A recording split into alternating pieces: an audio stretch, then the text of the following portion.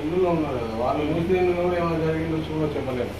ఇవి పడ్డాయంటే వేరే మూసింటారు కదా అట్లా ఉన్నప్పుడు వాడివచ్చు.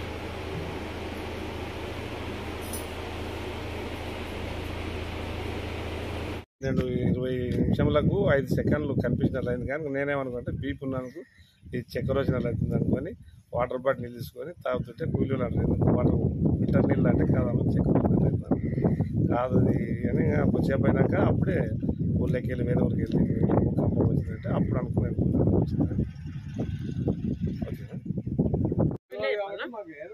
బయట కూర్చుంటే నా పేరు లక్ష్మి దాసపల్లె.